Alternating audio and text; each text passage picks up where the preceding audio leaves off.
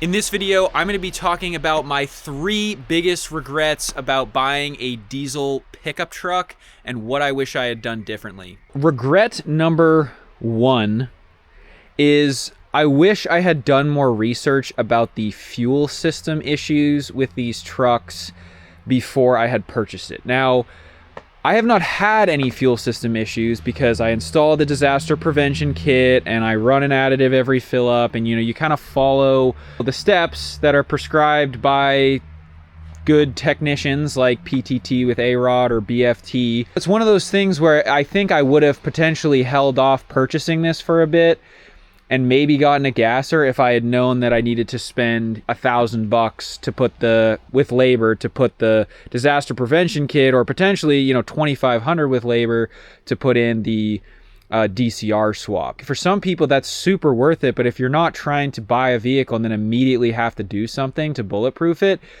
maybe getting a gas in that scenario would have made more sense for me. I love the diesels, don't get me wrong. It makes a ton of power. It's been great for me.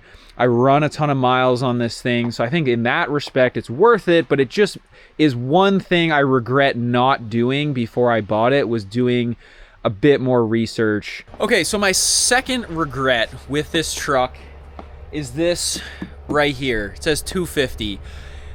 In my humble opinion, I wish I had gotten myself a 350 at minimum, because if you're getting a diesel, you don't want to have, you want to have an engine that's, can pull a lot of weight, but if the chassis and the suspension and the axles aren't rated for that weight, then you're kind of wasting your money. And I think this still does a great job pulling loads under 15,000 pounds. It'll pull any kind of travel trailer bumper pull, but the 250, because the bed payload capacity is so much less than a 350, I would not put like a big fifth wheel or gooseneck. Gooseneck is probably okay, but like a big heavy fifth wheel camper in a 250, I personally would not do that. So I kind of regret, like especially when I was towing RVs commercially, I would run up against my weight and be like within 500 pounds of like the max capacity on this thing. It's 10,000, GVWR. If you're not hauling commercially, that doesn't matter as much for you, but you still don't want to be super sketchy. And so I just wish I had at least a 350. I think someone commented this a while ago, and I think they were saying it mostly just to be mean, and honestly, I kind of agreed with them. They were like, it's kind of dumb to buy a 250, even a single rear wheel diesel, because technically if you're trying to get the most out of this engine, you really should have dual rear wheels and have something that you can tow really heavy stuff with, because you're still running this engine at a lower capacity. Now, I think you need at least a 350, whether it's single or dual rear wheel, to do hot shotting and to really get the most out of that Power Stroke 6.7. So that is my second regret, is not getting a 350 with the diesel and buying the 250. And last but not least, regret number 3 is that right there, the bed length. I was silly and I got a girl's bed, a 6'9" bed, which is still bigger than an F-150, but when you have a diesel and you want to put a lot of shit in your bed, or you want to put a fifth wheel or a gooseneck or, a full-size slide-in camper, you can't, because you still have this in-between size, which is a 6'9" bed. And that is honestly, out of those 3, like I probably would have been okay if this was a 250, because the 250s actually that have the long bed have a bigger payload capacity than the 250s with the short bed. I just feel like it would have been smart of me to get a long bed, because it is harder to park, and maybe for guys that plow, like I feel like having a short bed and a short box to plow is the way to go.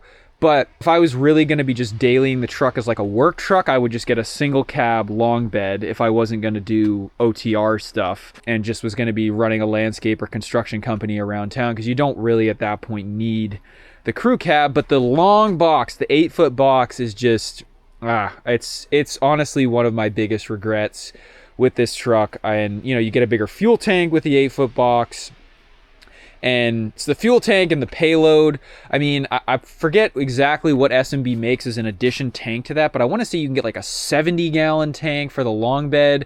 The other thing that's huge too, if you're hauling, like if you were thinking of getting into hot shotting, if you have a long bed, You can fit your fifth wheel or gooseneck hitch in the bed and fit a flush mount fuel tank in the front. And that is huge. You can fit 90 gallons additional in your bed and still have your hitch in there and have a ton of extra space and be good to go. And I did not do that, so I was kind of relegated to just running bumper pull. We're supposed to get like 5 inches of snow tonight and it's nuking out, so I'm gonna finish up this video. But I guess the biggest thing is, you know, buy whatever you want, but just go in with your eyes wide open. I don't like when people online tell people what to buy, you know, because they assume they know their situation, but information is power, and so just do your due diligence. If you want to buy a truck that you're going to have be dictating your profit margins, right? Like if you're running a hot shotgun, you're running a ton of miles, like that truck, its reliability and the cost of repairs is going to be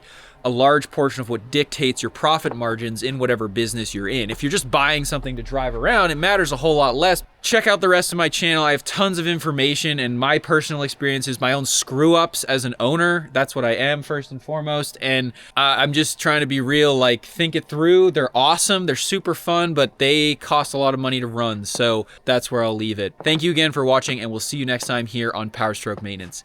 Cheers.